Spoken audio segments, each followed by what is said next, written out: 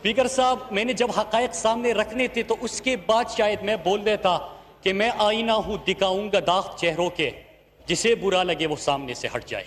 Speaker صاحب ایک ایک کر کے میں ایک ایک سوال کو ایڈریس کروں گا۔ سب سے پہلے موصوف نے کہا کہ جب پرائم منسٹر صاحب نے قوم سے خطاب کیا تو اس وقت قوم سو رہی تھی، اور میں یہاں پہ سوچ رہا تھا کہ اگر پوری قوم جاگ بھی رہی ہو، دن کا اجالا بھی ہو، لیکن جس زبان میں وہ آپ بات کر رہے ہیں ہماری پاکستانی قوم کو تو اس کی سمجھ ہی نہیں ہے، آپ کس سے مخاطب ہو؟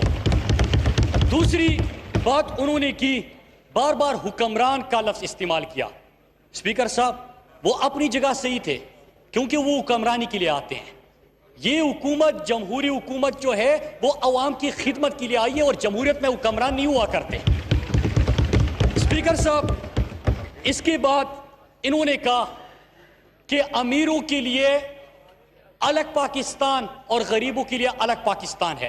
یہ واحد بات ہے جس سے مجھے اتفاق کرنا پڑ رہا ہے کہ پروڈکشن آرڈر جاری کر کے امیر ہی اس پارلیمنٹ میں آ رہے ہیں، میرا غریب جو جیل میں سڑ رہا ہے اس کو تو کوئی پارلیمنٹ لا کے آزادی نہیں دے رہا۔ اب اسپیکر صاحب ذرا تاریخ کے اوپر جاتے ہیں۔ انہوں نے مشرف کا بھی ذکر کیا، جنرل ضیاء کا بھی ذکر کیا، ایوب خان کو شاید بھول گئے۔ ایوب خان کا پوتا عمر ایوب یہاں پہ بیٹھا ہوا ہے، اور بڑی خوبصورت بات کی تھی کہ بھٹو صاحب نے ایوب خان کی تعریف میں جو آرٹیکل لکھا تھا وہ تاریخ کا حصہ ہے، یہ پوتا بھی اس طرح نہیں لکھ سکتا۔ لیکن اسپیکر صاحب جب یہ اس قسم کی بات کرتے ہیں کہ پاکستان کی تاریخ میں پہلی دفعہ 22 سالہ جدوجہد کے بعد ایک پارٹی حکومت بنانے میں ایک ڈیموکریٹک پروسیس سے کامیاب ہوئی، تو بار بار ان کی طرف سے طنزیہ جملے اور یہاں پہ پرائم منسٹر صاحب کو مخاطب کیا جاتا ہے۔ آج میں نے سوچا کہ ذرا تاریخ کا مطالعہ کر کے ان سے بات کی جائے۔ اصل میں اسپیکر صاحب یہ اس قسم کی گفتگو اس لیے کرتے ہیں کہ میں یہ کتاب لے کے آیا ہوں کنڈولیزا رائس کا، اور جب این آر او کے لیے یہ کوشش کر رہے تھے تو آپ کو پتا ہے اسپیکر صاحب انہوں نے این آر او سے پاکستان کے لیے نہیں، امریکہ کے بھی پاؤ پڑے، کنڈولیزا رائس کے پاؤ پڑے۔ اور اسپیکر صاحب اس میں لکھا کیا جاتا ہے، ذرا میں آپ کے سامنے رکھتا ہوں۔ وہ کہتے ہیں کہ جب این آر او کا وقت آیا تو ان کے پارٹی کے چیئرمین نے وہاں پہ کنڈولیزا رائس سے کیا بات کی اور ان کے اوپر کون سی چیزوں کا بوجھ تھا، ذرا آج پورے پاکستان کے سامنے رکھتے ہیں۔ یہ اکتوبر کی بات ہے، اور اکتوبر میں بینظیر بھٹو جب ان سے بات کر رہی تھی تو سب سے پہلے انہوں نے کہا کہ Bhutto and Hare colleagues be immunized in the multiple corruption case against them, including the one against her husband Mr. Zardari. کہ سب سے پہلے تو جو کرپشن کے چارجز ان کے اوپر ہے، ان کے پارٹی کے اوپر ہے، جو منی لانڈرنگ کے کیسز ہے، ان کو اور ان کے جو شوہر ہے زرداری صاحب کی بات کی کہ اس سے نجات دلا دیجئے گا۔ دوسری بات کیا کہتے ہیں کہ کیا could she become prime minister again, کیونکہ آئینی قدغن تھا کہ تیسری دفعہ آپ وزیر اعظم نہیں بن سکتے، لیکن پاؤں کس کے پڑے ہیں؟ وہاں پہ کنڈولیزا رائس کے۔ ان سے بات کر رہے ہیں کہ آپ لوگ کیا ہمیں وزیر اعظم بنا سکو گے؟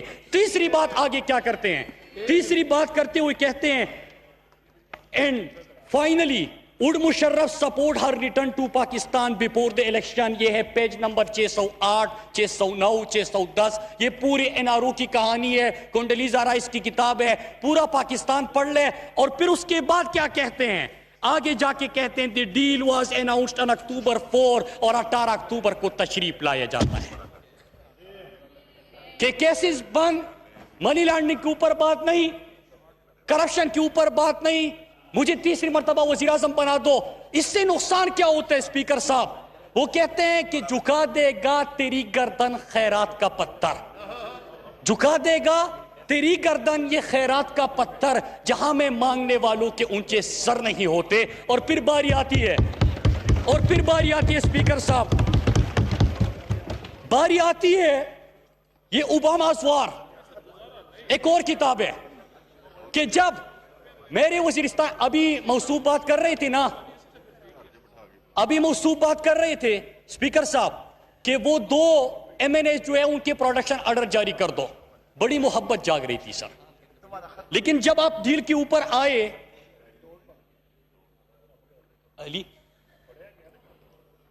جب آپ ڈیل کے اوپر آئے تو پھر اس کے بعد کیا ہوتا ہے؟ جب آپ نے ڈیل کیا، آپ جھک چکے ہو، تو پھر اس کے بعد آپ کو ان کی باتیں ماننی پڑے گی.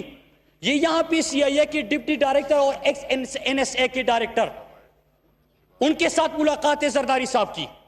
ان کو امریکہ کو بڑی تشویش تھی کہ پاکستان کا میڈیا کہہ رہا ہے کہ وہاں پہ جب یہ ڈرون سٹرائک ہوتے ہیں اور یہ جو دہشت گردی کے خلاف سو کارڈ اس وقت جو امریکہ کے کہنے پہ آپ نے کیا، وہاں پہ جو لڑائی چل رہی ہے، لوگوں کے گھر برباد ہو رہے ہیں، لوگوں کے گھروں سے جنازے نکل رہے ہیں، یہ پاکستانی میڈیا لکھ رہا تھا اس کتاب میں کہہ رہے ہیں. تو زرداری صاحب سے وہ بڑا آرام سے بات کرنے لگے. اور کون ساتھ میں زرداری صاحب کہتا؟